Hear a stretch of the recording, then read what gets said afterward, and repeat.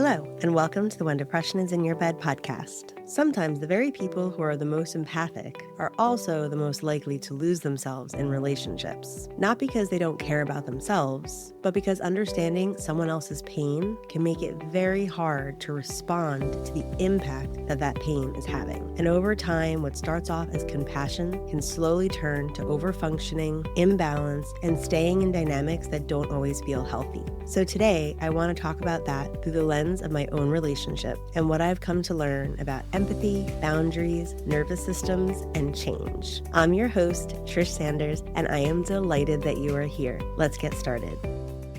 A few weeks ago, I talked about something that I called the empathy trap. And what I described in that episode was how empathy, as we usually think of it, to be able to feel with someone, can help people feel seen and understood, but it doesn't always lead to change. And I shared what could be one of the missing pieces to be able to expand empathy is to be able to empathize with someone's nervous system state in addition to empathizing with their story or their interpretations or the meaning that they make out of what's happening. In that episode, I focused a lot on self-empathy. Today, I want to take that same idea and bring it into intimate partner relationships. Because the empathy trap doesn't just happen within ourselves, it happens between people. And here's how I would define it in relationships. The empathy trap is when understanding your partner gets in the way of you being able to respond to what is actually happening in the situation for both you and your partner in a way that is truly attuned to both partners and in a way that hopefully creates the environment where healing and growth is possible. It's when you get their story and you understand their pain and you know where it comes from. And because of that, nothing actually shifts and you both stay in often unconscious and often unhealthy dynamics. As I've mentioned before, I have a strong capacity for empathy, which is probably a good thing given what I do professionally. And in my early relationship with my now husband, Ben, I think my capacity for empathy was something that contributed in a significant way to creating the deep and meaningful connection that we had.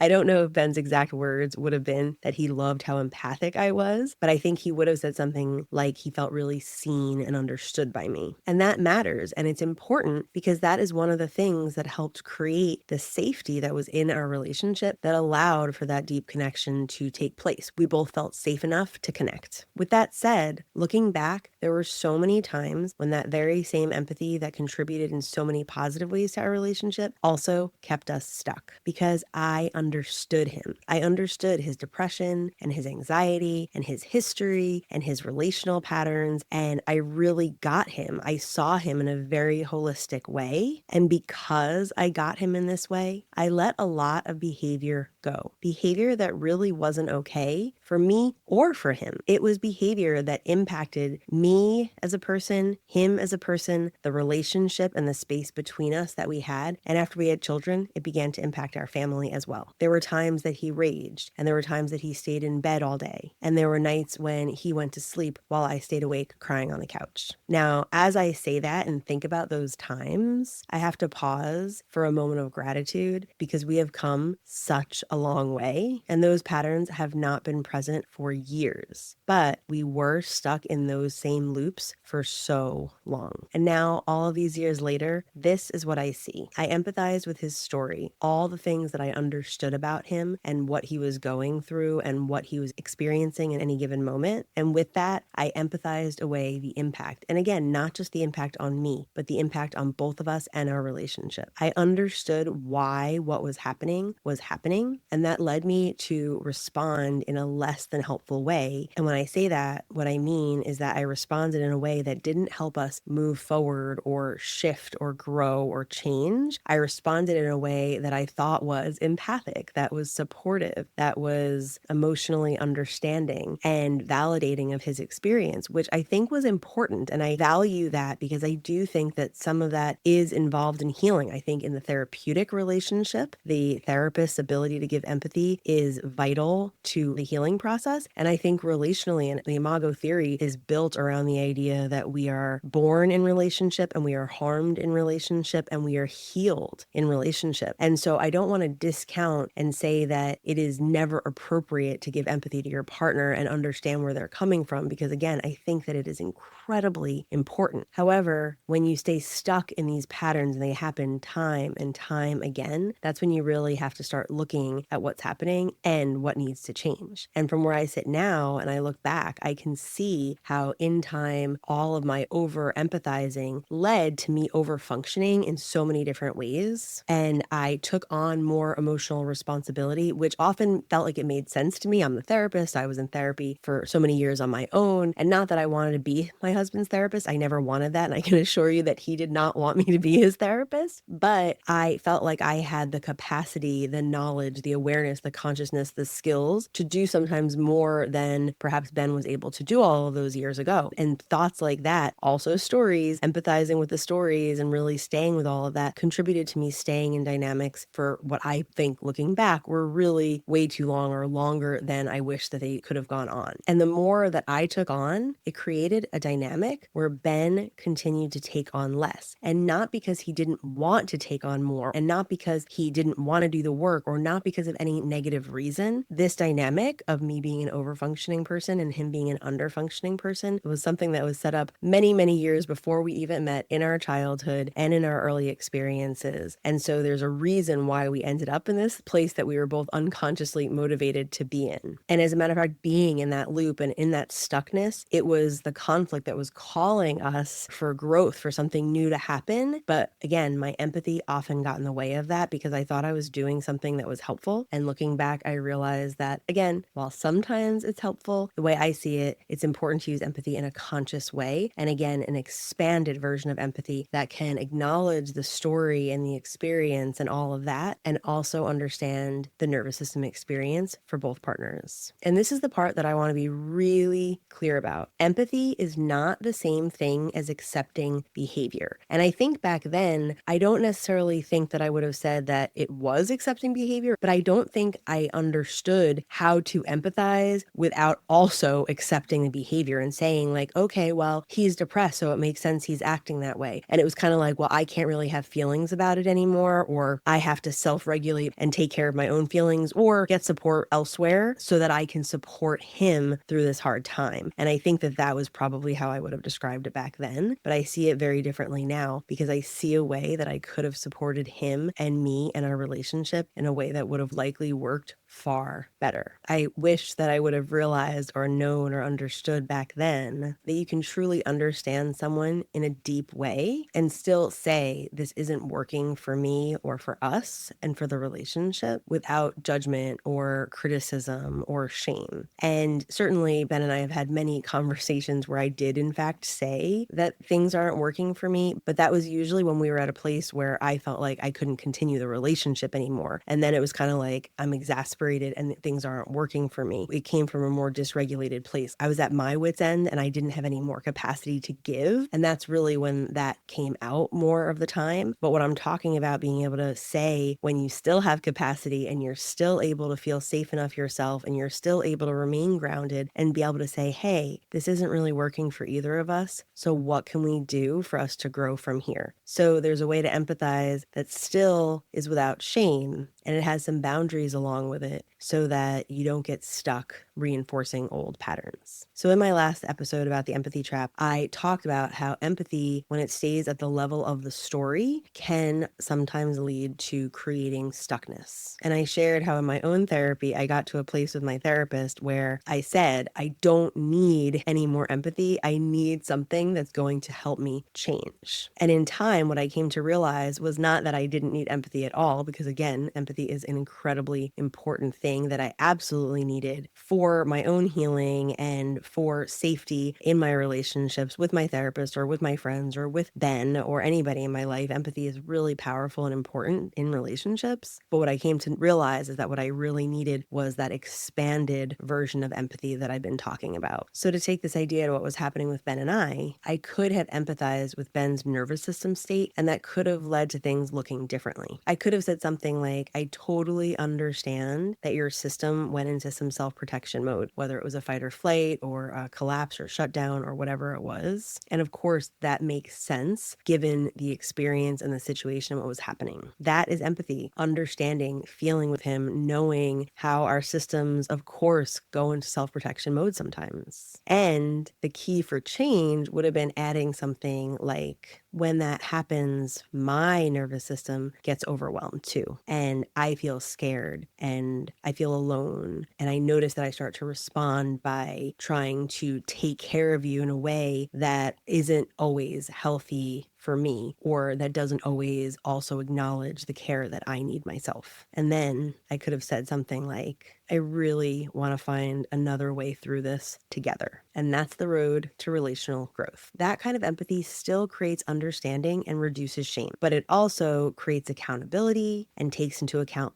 both nervous systems and creates an environment where change is possible for both individuals and for the relationship. To be honest, I don't know if this approach would have made things change so much faster. There's no way for me to guarantee that, even though over the last several years, I certainly have used more nervous system based approaches and this more expanded version of empathy. And I've been very successful, but also in truth, Ben and I have been in a very different place the last few years than we were 10 or 15 or 20 years ago. But what I do know is that it would have created a space where I didn't feel like I had to hold everything. And it would have given Ben the chance to step up and into the relationship and into a more full version of himself. So we could have tried to figure out how to hold things together. So if you're listening, I hope you take something away from this episode. And I hope that you can hear that you can understand your partner in a deep way and still not abandon or compromise yourself, even if you feel like you have the capacity to take care of your partner or to take care of the relationship. And you can feel with your partner in deep, true, authentic empathy and still not have to take on the responsibility of fixing everything and trying to take care of yourself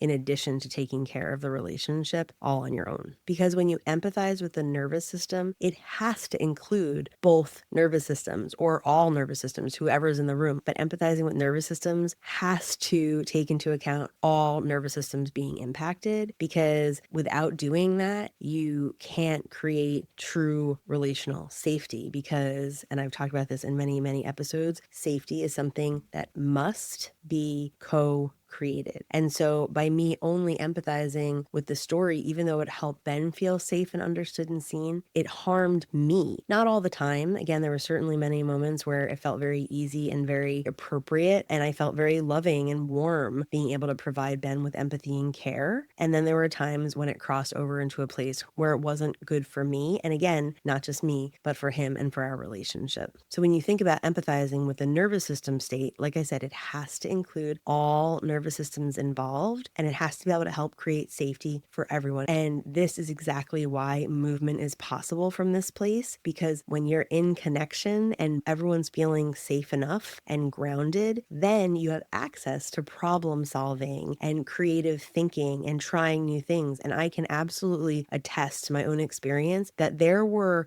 doors, I'll say metaphorically speaking, that appeared over the last several years in certain situations where in the past I had no idea what to do. I was so stuck. I didn't know what else to do besides what I was doing. But as Ben and I came into more regulation and again, more safety and more connection, all of a sudden these ideas came to me like, oh, I could respond this way. I could say this. I could do that. And it was astounding to me, honestly, when this first started happening. I remember like, wait, why didn't I ever think of that before?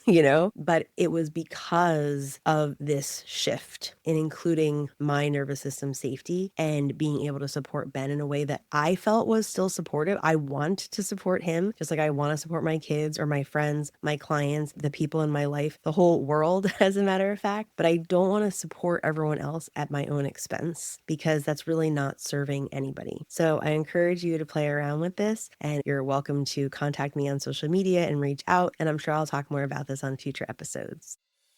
As our time comes to a close, I ask you to keep listening for just a few more moments, because I want to thank you for showing up today, and I want to leave you with an invitation as you hit stop and move back out into the world on your own unique wellness journey. In order to move from where you are today to the place where you want to be, the path may seem long or unclear or unknown. And I want you to know that if that seems scary or daunting or downright terrifying or anything else, that is totally okay. Know that you do not have to create the whole way all at once. We don't travel a whole journey in one stride. And that is why my invitation to you today is to take a step, just one. Any type, any size, in any direction. It can be an external step that can be observed or measured, or it could be a step you visualize taking in your mind. It can be a step towards action or towards rest or connection or self-care or whatever step makes sense to you. I invite you to take a step today because getting to a place that feels better, more joyful, more connected than the place where you are today is possible for everyone, including you, and even when depression is in your bed. If today's episode resonated with you, please subscribe so you can be notified when each weekly episode gets released. I encourage you to leave a review and reach out to me on social media at trish.sanders.lcsw. Your feedback will help guide future episodes, and I love hearing from you. Also, please share this podcast with anyone who you think may be interested or who may get something from what I have shared. Until the next time we connect, take care of yourself and take a step.